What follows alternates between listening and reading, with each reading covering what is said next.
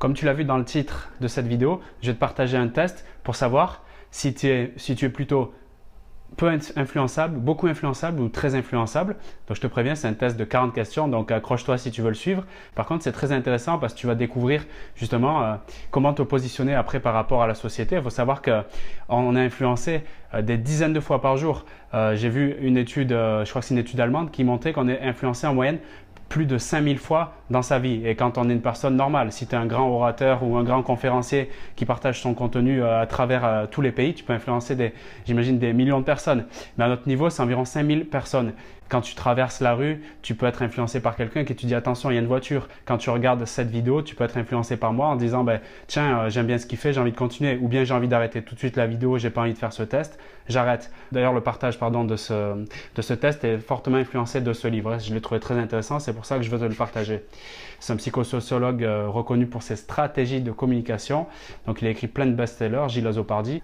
Il y a un paradoxe qui est drôle dans l'influence, c'est que plus tu es influençable, plus tu risques d'être influencé, ou bien plus tu es influencé, plus tu risques d'être influençable. Je vais te proposer ces 40 affirmations. Toi, tu as juste à cocher oui, non, et tu le fais juste instinctivement, ne réfléchis pas 2 heures dessus. Et à la fin, je te proposerai donc, il y aura 4 critères, 4 cas qui montreront si tu n'es pas du tout influençable, un peu, beaucoup ou énormément. Et je te décrirai tout ça dans le détail.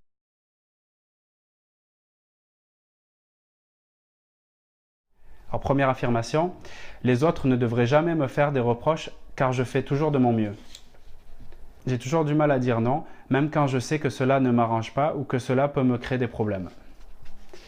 La 3, quand quelque chose ne va pas, je préfère prendre sur moi, continuer à sourire ou dissimuler mes sentiments négatifs plutôt que prendre le risque de provoquer une dispute.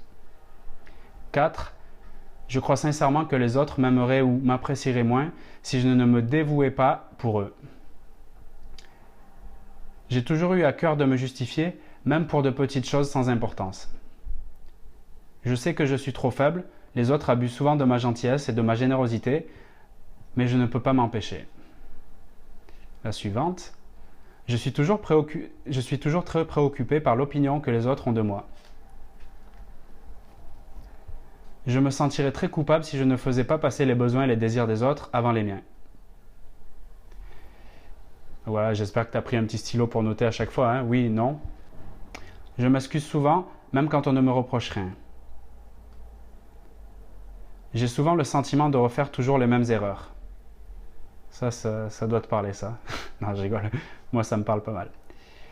J'ai besoin que les autres m'aiment bien. Je fais tout pour cela. Je suis pétrifié quand quelqu'un se met en colère, hausse la voix ou crie, je perds tous mes moyens. Je me demande souvent ce que les autres me trouvent d'intéressant.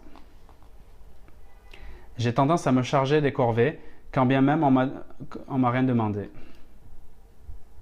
Tu as vu la manière dont je lis, ça envoie.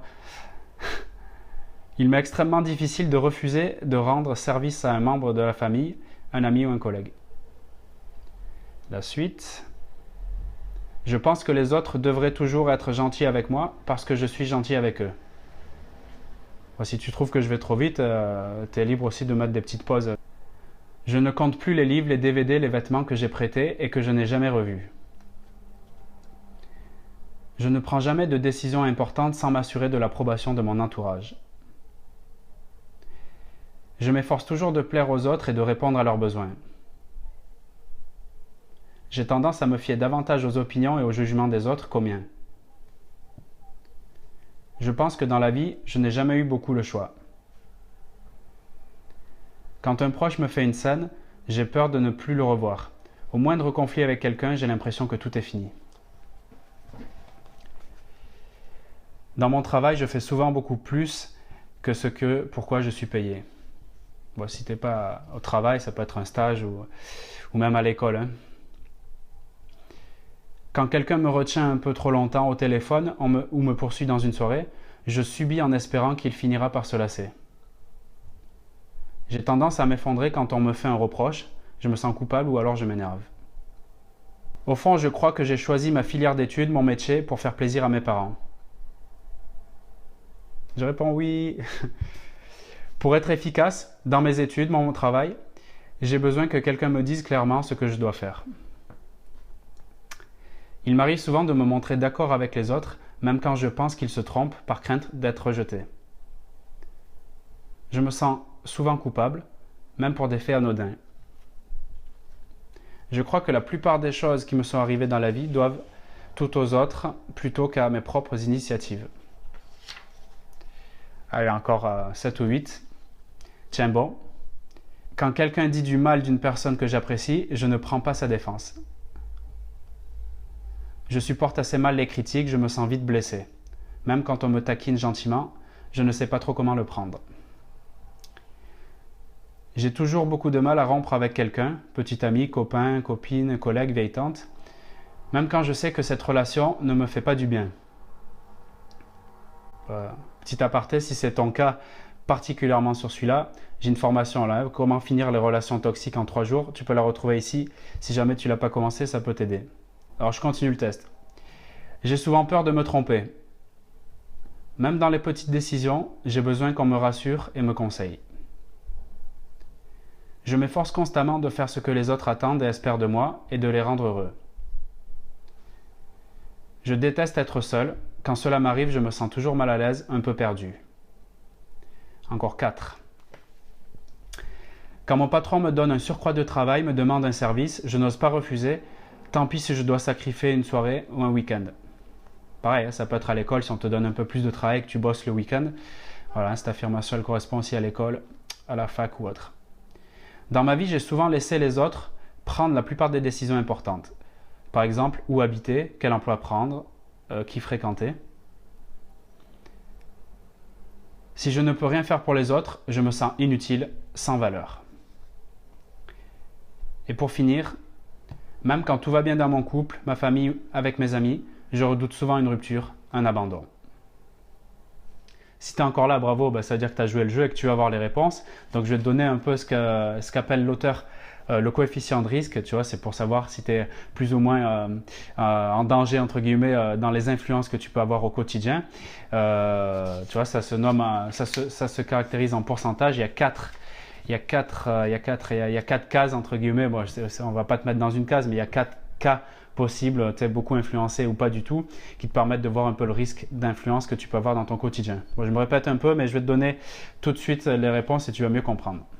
S'il y a moins de 8 cases dans lesquelles tu t'es reconnu, ton coefficient de risque est de 17,5% ou moins. Ça va peut-être te parler si tu es dans ce cas-là. Vous avez une conscience assez aiguë de votre propre valeur. Elle doit peu à l'approbation ou à la désapprobation de votre entourage. Elle ne varie pas avec votre code de popularité. De toute façon, vous vous fiez davantage à vos propres opinions et aux jugements qu'à ceux des autres. Ancré dans vos idées, vos choix, vos décisions, vous donnez peu de prise à la persuasion, même douce. Ce n'est jamais facile pour vous de faire machine arrière, changer d'avis, passer d'un non à un oui. En tout cas, vous avez des partis pris forts, vous n'hésitez pas à exprimer votre point de vue, vous n'avez pas peur des critiques, de la contestation, des discussions houleuses, voire des conflits. Vous ne vous dérobez jamais, même quand vous n'avez pas toutes les données, voire en cas d'hostilité de vos interlocuteurs. Revers de la médaille, vous êtes parfois un peu trop fermé, pas assez à l'écoute des autres. Or, rien de valable ne peut se faire sans échange, partage des idées et consentement mutuel. Il faut être un minimum influençable, ne serait-ce que pour concilier les intérêts, les priorités, vivre à peu près ensemble. Voilà, ça c'était le premier cas, si tu as répondu moins de 8 fois, si tu t'es senti concerné dans moins de 8 cas sur les 40. Maintenant, le deuxième cas, coefficient de risque entre 20 et 37% de se faire influencer au quotidien. Donc, c'est de 8 à 15 cases. Donc, je te lis le descriptif qui peut te correspondre dans ce cas. Une autonomie relative. Vous gardez assez bien votre indépendance d'esprit. Pour être en paix avec les autres, vous êtes capable de faire des concessions, d'accepter des compromis, mais pas question de faire du suivisme ou d'abdiquer toute personnalité, c'est-à-dire de suivre les gens. Vous avez des goûts, des idées et des envies bien à vous. Vous n'avez pas besoin qu'on vous tienne la main tout le temps. Encore moins qu'on vous dicte votre conduite ou vos choix. Vous avez suffisamment confiance en vous-même pour assumer. Quand vous n'êtes pas d'accord, vous le dites plus ou moins gentiment. Vous n'êtes pas prêt à tout gober par crainte de provoquer une dispute ou un affrontement. Vous ne vivez pas suspendu à l'approbation ou la désapprobation des autres. Le sentiment de votre propre valeur n'est pas proportionnel à la bonne opinion qu'ils ont de vous. Bien sûr, vous êtes ouvert au conseil, vous écoutez les différents sons de cloche, voire vous vous pliez à la majorité quand vous ne pouvez pas faire autrement. mais en fin de compte, vous avez vos propres opinions, vous êtes capable d'affirmer votre différence. Troisième cas de figure, de 16 à 23 affirmations dans lesquelles tu te reconnais. Donc le coefficient de risque est entre 40 et 57,5%. 40 et 57,5%. Est-ce le résultat d'une éducation à l'ancienne? Vos parents vous ayant appris la valeur du désintéressement et du dévouement? Une tendance au sacrifice de soi? Le sentiment de votre propre valeur étant proportionnel à ce que vous faites pour les autres? Ou est-ce de la vraie gentillesse? Avec vos proches, votre famille ou vos amis, vous considérez qu'il vous appartient de prévenir leurs besoins, d'être attentif à leurs besoins et de tout faire pour leur faire plaisir. Vous ne comptez plus les services rendus, les heures perdues dans les embouteillages pour accompagner une amie chez le dentiste parce qu'elle a peur d'y aller toute seule, ou les dimanches après-midi passer à remonter le moral de l'un ou de l'autre.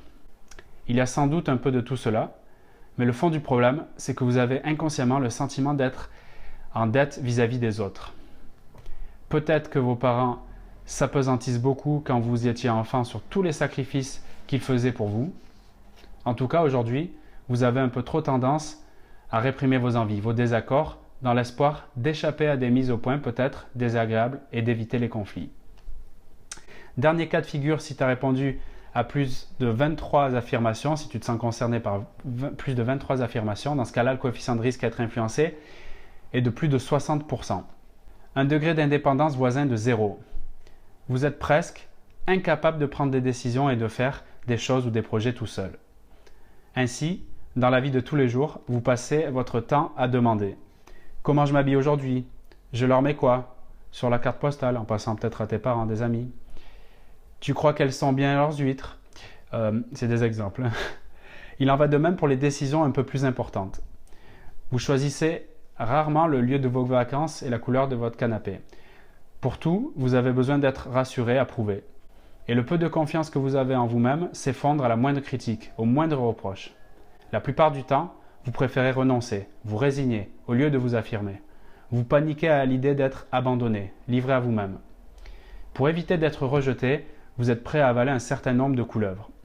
Vous fermez les yeux, vous dites oui à tout, même quand vous n'êtes pas d'accord ou que vous n'en avez pas envie. Et vous poussez parfois la complaisance trop loin. Forcément, vous vous retrouverez souvent dans des situations critiques d'exploitation matérielle, financière, voire même sexuelle. Voilà pour ce test, j'espère qu'il t'est utile, qu'il te permet un peu de mieux comprendre ton fonctionnement et puis d'avoir mieux identifié certains aspects de ta personnalité qui pouvaient t'arranger ou pouvaient peut-être te faire défaut. C'est marrant parce que quand je vois les 40 affirmations, je me dis les 40 affirmations, elles répondent plus ou moins à ce que j'ai envie de te proposer sur cette chaîne, au travail que je fais moi au quotidien.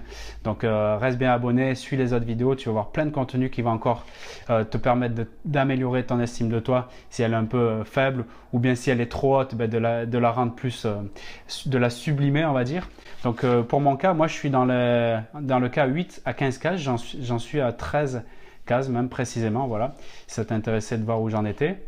Quand tu vas avancer dans n'importe quel domaine, tu vas prendre par exemple la perte de poids, la prise de muscle, quoi que ce soit. Si tu t'es pas pesé ou si tu sais pas où tu en es au niveau de, je sais pas moi, de ta masse grasse, ta masse maigre, tu peux pas savoir dans 3 mois, dans 6 mois quel progrès tu auras effectué. Donc pour moi, voilà, je le fais assez souvent, mais des tests, des remises en question, des feedbacks, des écoutes, des critiques des autres, tout ça, ça te permet d'identifier où tu en es dans n'importe quel domaine et d'avancer. Voilà pourquoi aussi l'idée de ce test.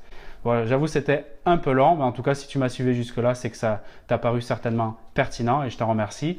Et je te retrouve donc très bientôt pour d'autres vidéos. Si tu veux, et j'ai oublié de te dire, si tu veux je sais pas, avoir une conversation avec moi, parler peut-être des difficultés que tu as parce que tu te fais beaucoup influencer ou parce que tu n'arrives pas à influencer les autres, ben, je te propose une petite séance, on va pas appeler ça de coaching, mais de discussion avec moi là, pendant une vingtaine, une trentaine de minutes. Je te mets le lien en dessous de cette vidéo, tu as juste à rentrer ton adresse mail et comme ça on prend un rendez-vous ensemble, on discute, ça peut être sur Skype, téléphone et voilà, ça peut être sympa, ça permet aussi pour moi d'échanger avec des personnes qui me suivent, je trouve ça cool. Au moment où je tourne cette vidéo, je sais qu'il va pas y avoir des millions de personnes qui vont arriver, mais je réserve quand même à 10 personnes cette petite discussion, cette conversation pour progresser ensemble. Et après, je pourrais réouvrir éventuellement après les 10 personnes, tu vois, ce coaching. Je t'avertirai par mail dans tous les cas quand tu t'inscris si c'est disponible ou pas actuellement. Je te salue, je te dis à la prochaine vidéo. Si tu veux l'accompagnement, la discussion avec moi, je te retrouve tout de suite par mail. Je t'envoie le message pour le rendez-vous. Et voilà, à bientôt. Salut!